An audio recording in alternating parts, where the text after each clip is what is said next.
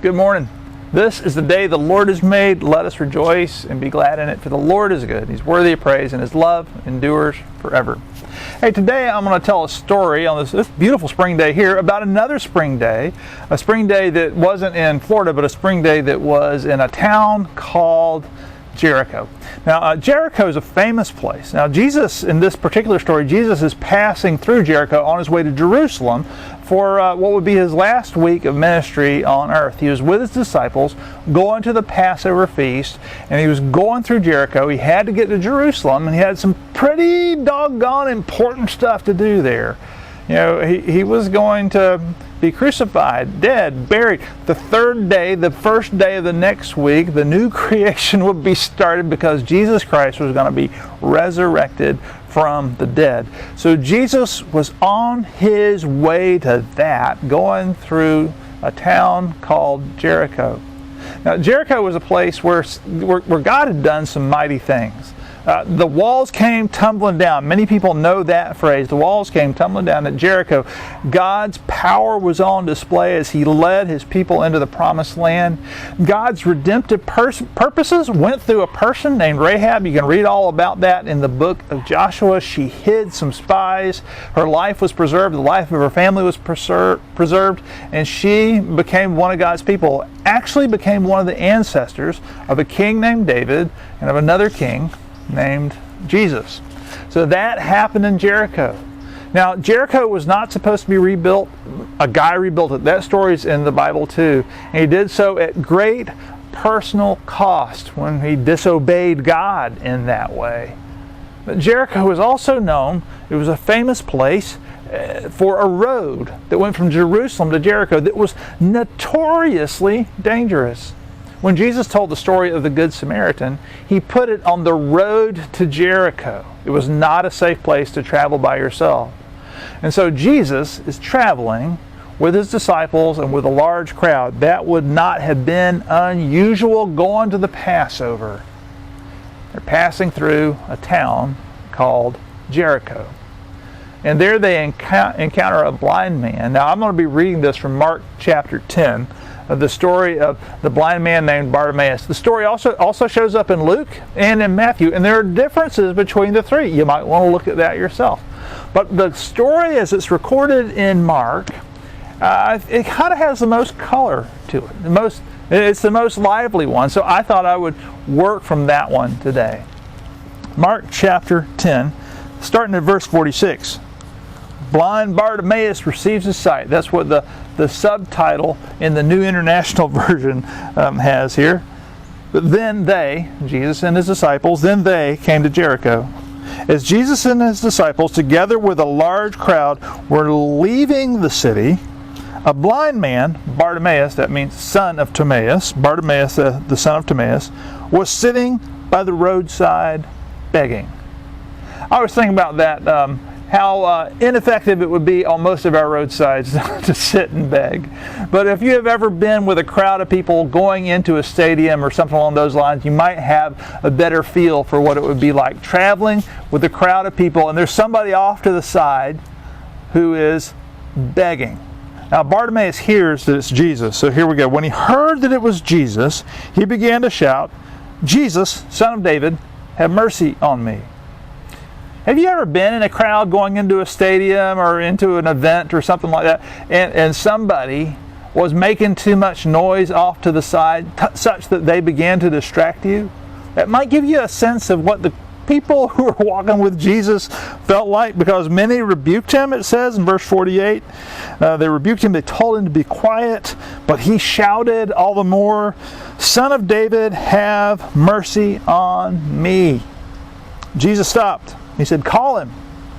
So they called him, and they called to the blind man. They said, "Cheer up, on your feet, he's calling you." Isn't that like a fickle crowd? 1 minute, be quiet, next minute, cheer up, he's calling you. I've known fickle crowds. Anyway, throwing his cloak aside, he jumped to his feet, and he came to Jesus. That was a huge act of faith, by the way. many sermons that are really focused on Bartimaeus, the blind man, what he does, they focus on how he throws off his cloak, how important a cloak was to a blind man, and how this demonstrated his faith, and he goes to Jesus without a cloak. How would he find it again? Throwing his cloak aside, he came to his feet, went to Jesus, and Jesus said to him, "What do you want me to do for you?" The blind man said, "Rabbi, I want to see." "Go," said Jesus, your faith has made you well, has healed you." Immediately, he received his sight and followed Jesus. By the way, the word for healing in the Greek, very often that can be translated saved you. Your faith has saved you. You ever heard anything like that before? What would it be like to be one of Jesus' disciples watching this go on? To see Jesus on his way to Jerusalem. Now, the disciples didn't really have a full appreciation for what Jesus was going to be doing at Jerusalem, but they knew it was important. Let me just say it again. The disciples did not know the full extent of what Jesus was going to do. How many of us really understand the full extent of what Jesus did when he went to the cross? The disciples did not have that, but they knew it was important. Jesus had an important engagement in Jerusalem. And so this guy who's calling, in one sense, he's distracting Jesus from his mission. What's your mission? You know, one of the things I like to ask people, and I still remember being asked this for the first time, I love to ask people two questions about mission. When they're like, "I want to do life on mission," they start feeling drawn that way. Two questions. One is, who are the people God has called you to? Who are the people God's called you to? Second question, what is good news to those people? By the way, the first time I was asked that question, the question was, what is the evil that besets them? If you can understand the evil that a group of people are besetting, that will give you some insight as to what the good news is that they want to hear. What is good news to those people? Who is God calling you to? Jesus, by the way, knew who he was called to. He made it clear. He was called to the lost sheep of Israel. He was called to seek and save the lost. He was called to bring people back to the Lord. He knew his calling. It was spelled out by Isaiah those many years before. Jesus knew his work was to be the good news, that God is going to restore all things, that God's kingdom would come, God's will would be done. That was going to happen through Jesus. His mission involved paying the price for the people's sins, because what was the evil that was besetting people? What was the evil that beset you and me? The evil was sin and its consequences. And Jesus paid the price for our sin. Can you get a mission that's more important than that? That was what he was on the way to do. And Bartimaeus is calling the lost sheep of Israel. Bartimaeus is calling. And if we are his disciples, if we are willing to learn from Jesus how to live like Jesus, I want us to notice two things. Number one, I want us to notice that he turned and he ministered to Bartimaeus. I want you to understand. I want us to understand. I want to understand that when the people who are calling us, those people who are calling us, it's probably worth our time to turn and pay attention and to discern if they're part of our mission too. It's really tempting sometimes to be so driven on a particular mission that we miss the very people God is calling us to who are more close at hand. Jesus, Son of David, have mercy on me. Be quiet. Jesus, Son of David, have mercy on me. Jesus says, bring him to me. Jesus asked the question, what do you want me to do for you?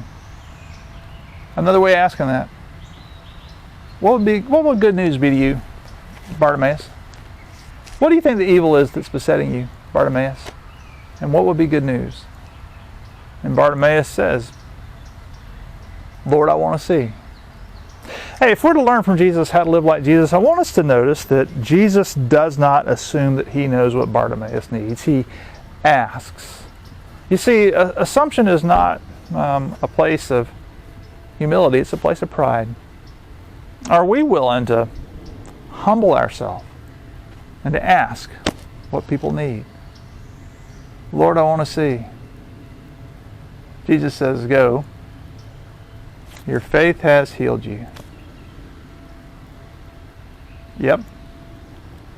Bartimaeus goes by following Jesus. Just another question, the people that God is leading us beside, the people who are calling us, the people who are maybe distracting us from mission might be the very people that God is inviting and pointing us to in order to come with us on mission. Hey, by the way, the people I'm called to, people I feel called to, are people who are called to life on mission. And what's the evil that besets them? For many, it is that they have no one to encourage and equip them. That's a mission I feel called to. But I find very often the people I'm called to minister to may not be the people that I think I'm called on mission to. But I've also noticed that very often the folks that I stop and listen to and I love and I pray, very often those are folks who end up wanting to go on mission with me. So a question for you. As you're living life on mission, do you hear anybody calling? Do you hear anybody who's distracting you? Do you hear anybody who you could say, hey, let me ask you a question. What would you want Jesus to do for you? It's interesting. That's a great way to find out what good news is to somebody.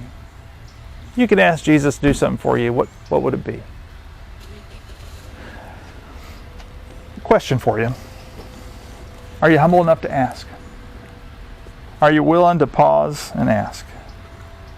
Another question for you.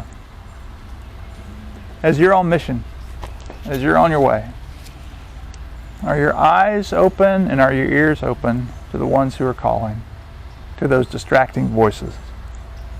Yeah, I have some friends who are pretty good at this.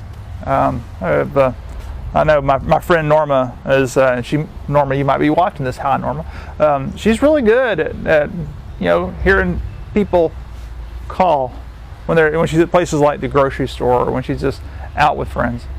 And she's good at listening and she's good at praying. I've learned some things from her. I got a friend named Rita who's really good at doing this in her neighborhood. I have another friend I was talking to this week who was pretty good at hearing a homeless guy ask, hey, I need some help, and pausing and helping. So who are the people you're called to, and what's good news to them? Very important questions. But who do you hear calling you? And what would be good news to them?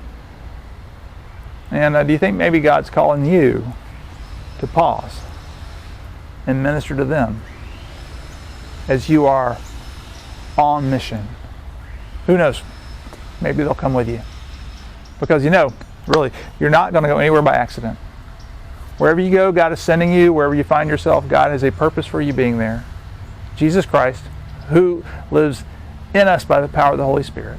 He has something He wants to do in you and through you. Wherever you find yourself, wherever I find myself, I encourage us to believe this and to go in His grace and His love and His power. Amen.